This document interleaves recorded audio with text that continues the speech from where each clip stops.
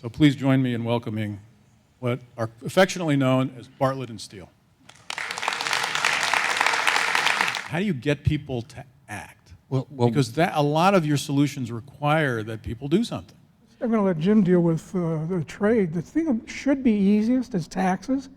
The budget deficit is not a problem. It's a problem created deliberately by the economic elite to keep you people in your place, period. Because it's very solvable. Well, you want to raise taxes on the rich. Well, you know, Willie Sutton, the old bank robber, when he was asked, why do you rob banks? He said, that's where the money is. Why do you want to tax the rich? That's where the money is.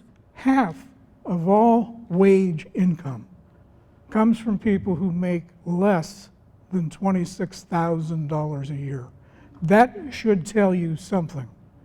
And yeah, that includes a lot of, young people, students, part-time jobs, but it also tells you how many people out there are working full-time and at literally poverty wages. So how are you going to tax them? I mean, for God's sake, they already pay the highest payroll taxes, and then the state and local taxes.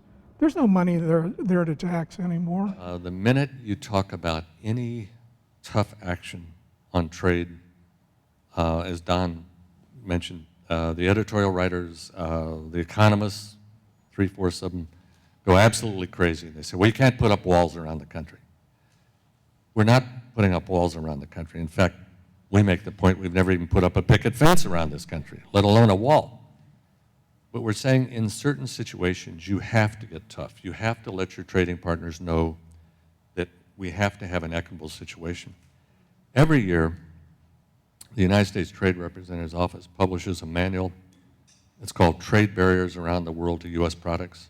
I don't care if it's a Democrat in the White House, Republican, doesn't make any difference. USTR publishes this. Hundreds of pages long, and it shows blockages in various countries to American products.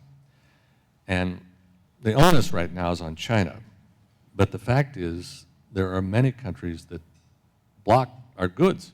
But to us, the greatest gap is at the national level. While the Times does a certain amount of this work now that they didn't used to do, a lot of the other papers aren't, and a lot of other places aren't picking it up because the news hole of a lot of newspapers is small.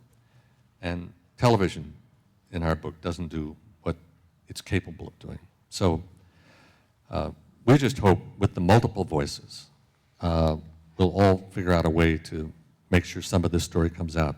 How that's going to work out is anybody's guess at this point. But I think the biggest failing is at the national level. That's why this is why we wanted to write this book, because this goes to the heart of the failure to write about these economics, to bring perspective to these things.